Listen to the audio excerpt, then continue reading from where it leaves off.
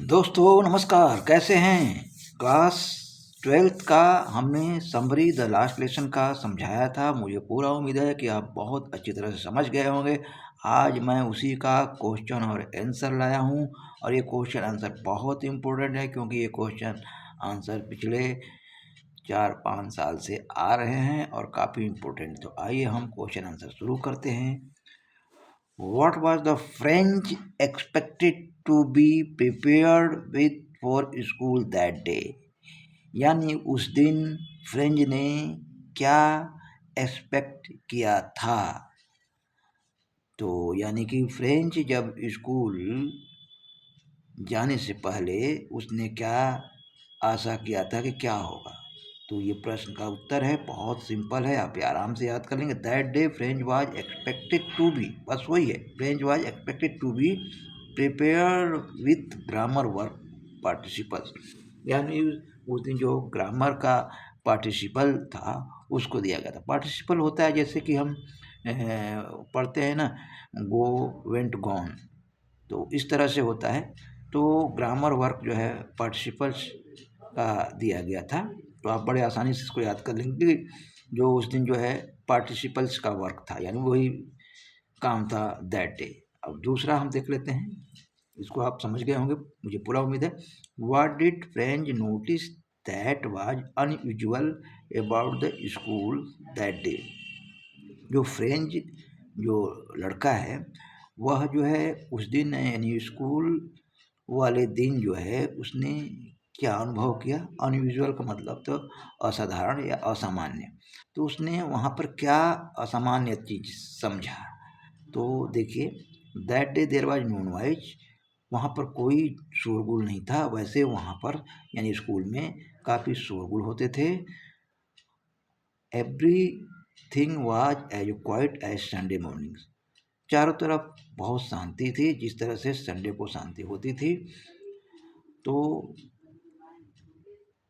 M Hamel did not scold him, और H Hamel उसको डांटे भी नहीं। तो यहाँ 2-3 बातें एकदम ध्यान रखने वाली बात है कि अनयूजुअल क्या हुआ था।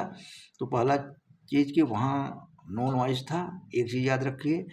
दूसरी बात है कि नॉइज बिल्कुल नहीं था, जैसे संडे मॉर्निंग में शांति रहती उस तरह से शांति थी।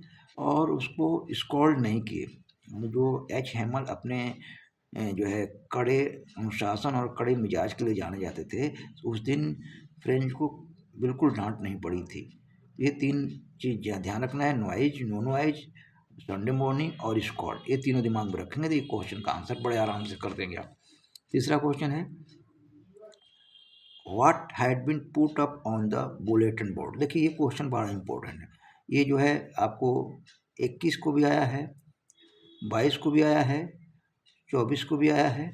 तो ये क्वेश्चन बड़ा इंपॉर्टेंट है ना। इससे पहले 20 में भी आया हुआ है। What had been put on the bulletin board, यानी बुलेटिन जो बुलेटिन बोर्ड था उस पर क्या लिखा हुआ था। बुलेटिन बोर्ड पर क्या लिखा हुआ, ध्यान दीजिए आप। An order had come from Berlin. देखिए जो पहले जो है जर्मनी ने इसके ऊपर आक्रमण कर दिया था, तो जर्मनी से ही खबर, यानी जर्मनी की राजधानी बर्लिन से खबर आई थी कि only German in schools of Alsace and Lorraine, यानी कि केवल जर्मन ही पढ़ाई जाएगी एल्सेंस और लॉरेंस के स्कूलों में। तो German had put up the notice on the bulletin board. तो इस तरह से जर्मन से जो है के बारे में खबर थी कि जर्मन लैंग्वेज को ही पढ़ाया जाएगा।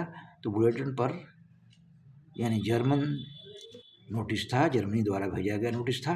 तो आप बिल्कुल समझ गए, इसको भी आप ये जारी काफ़ी इंपॉर्टेंट है। पहली बात है कि यहाँ ध्यान देना है कि जब फ्रेंच लैंग्वेज को हटा करके जर्मन लैंग्वेज, यानी दोनों जगह एल्सेक और लोरेन दोनों जगह जो इम्पोर्टेंट जिसको उन्होंने जीत लिया था, इन दोनों जगह यही पढ़ाई होगी, क्या होगी, फ्रेंच की जगह जर्मन। बस ये बात ध्यान रखिए। बस यहाँ पर आपको कहना है कि फ्रेंच की जगह जर्मन की पढ़ाई होगी, ये ज़्यादा इम्पोर्टेंट है। अब देखिए चौथा क्वेश्चन, ये भी बहुत इम्पोर्टेंट है। ये भी क्वेश्चन जो है 22 को, 23 को, 24 को, 25 में आया था। तो 26 में भी आने का उम्मीद है कि लगातार आया हुआ है इस तरह question. What change did the order from the Berlin cause in school that day. थोड़ा सा घुमा फिरा के क्वेश्चन आया हुआ है, लेकिन यही आएगा, ध्यान रखिएगा, इसलिए बड़ी इंपॉर्टेंट है, बहुत इंपॉर्टेंट क्वेश्चन है। What change did the order from Berlin cause in the school that, यानी बर्लिन से जो खबर आई थी उससे स्कूल में क्या क्या बदलाव हुए थे, क्या बदलाव देखने को मिले थे। अब देखिए क्या क्या बदलाव थे, फॉलोइंग चेंज, मतलब आप नीचे देखें क्या क्या बदलाव हुए थे।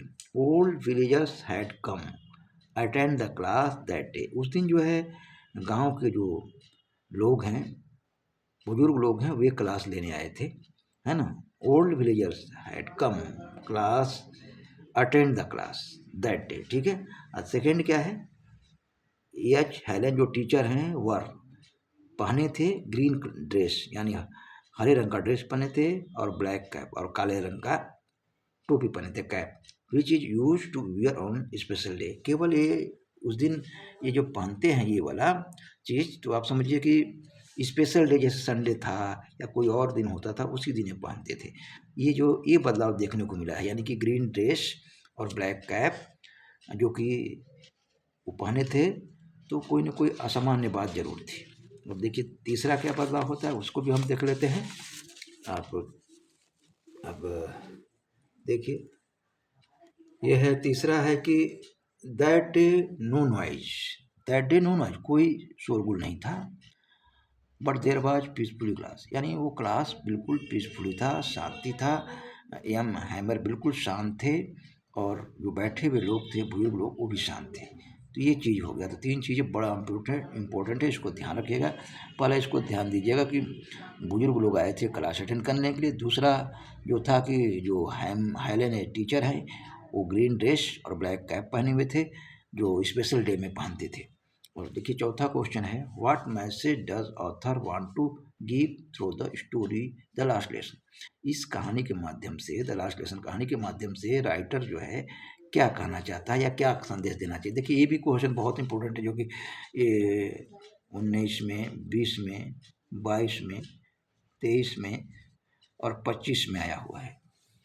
बस घुमा फिरा के क्वेश्चन आएंगे, बस ध्यान रखिएगा थोड़ा सा, लेकिन मतलब यही होगा कि ऑथर जो है इस कहानी के माध्यम से क्या कहना चाहता है। थ्रू दिस स्टोरी, इस कहानी के माध्यम से the author give as a strong message, एक मजबूत यानी एक अच्छा मैसेज, संदेश देना चाहता है, अच्छा संदेश, स्ट्रॉन्ग मैसेज देना चाहता है। लैंग्वेज वैल्यू, यानी भाषा की इज्जत या लैंग्वेज की कीमत, और लैंग्वेज आवर आइडेंटिटी, जो हमारा लैंग्वेज है वो हमारी पहचान है, and the key to our freedom, और यह हमारी फ्रीडम का की है, यानी हमारे आज़ादी का चाबी है, की है। दूसरा है कि लव फॉर होमलैंड, अपने भूमि से प्यार। द स्टोरी टीच, स्टोरी हमें सिखाता है, चाहे स्टोरी हमें बताता है कि लव एंड रिस्पेक्ट, प्यार और इज्जत, आवर कंट्री, अपने देश को प्यार और इज्जत देना चाहिए, और इसके कल्चर यानी कि सभ्यता को भी, इसके संस्कृति को भी। तो हमारे संस्कृति को और देश को क्या रिस्पेक्ट और लव मिलना चाहिए। तो हमें ये संदेश मिलता है कि हम अपने होमलैंड से प्यार करें, लव फॉर होमलैंड। तो ध्यान रखिएगा language value, love for homeland, और तीसरा है we realise the importance of thing when you lost them. देखिए हम महसूस या रियलाइज कब करते हैं, जब हमारी कोई महत्वपूर्ण चीज़ खो जाती है, लॉस हो जाती है, तब हम उसको याद करते हैं, तब हमें उसका जो है कीमत समझ में आती है। ठीक कैसे, लाइक फ्रेंच जो and the villager realise the value of French. देखिए जैसे कि वो लड़का जो था आपका फ्रेंच, और उस गांव के लोग अपने फ्रेंच लैंग्वेज के बारे में तब कीमत समझ में आता है जब वहाँ पर जर्मनी द्वारा जर्मन भाषा पढ़ाई, यानी कि बुलेटिन पर संदेश आता है। तो ठीक बात बिल्कुल सही है कि हमें कब महसूस होता है, जब वो खो जाती है। तो तीन चीज़ें बड़ी इंपॉर्टेंट है जो आप ध्यान रखिएगा। पहला जो है लैंग्वेज वैल्यू और लव ऑफ होमलैंड, और तीसरा है कि रियलाइज। तो ये तीन जो संदेश हैं ये सबसे महत्वपूर्ण है जो हमें लेखक देना चाहते हैं। इसको आप सावधानी से और आसानी से याद कर सकते हैं। तीन चीज़ें ध्यान रखिएगा, लैंग्वेज की वैल्यू, लव फॉर होमलैंड और हम रियलाइज, जब हम खो देते हैं महत्वपूर्ण चीज़, तब हम उसका का जो है महसूस करते हैं। जैसे कि फ्रेंच ने और उसके गांव के लोगों ने महसूस किया जब वे फ्रेंच भाषा के बजाय जर्मन भाषा उनके ऊपर थोप दी गई। तो इस तरह से यह महत्वपूर्ण प्रश्न है, इनको आप ज़रूर लिख लीजिए या याद कर लीजिए। इस तरह से आप याद करेंगे तो क्वेश्चन आपको पूरी तरह से याद हो जाएंगे और बिल्कुल ईजिली आप लिख देंगे और हमें लगता है पूरा का पूरा मार्क्स ले आएंगे। तो थैंक्स फॉर वॉचिंग।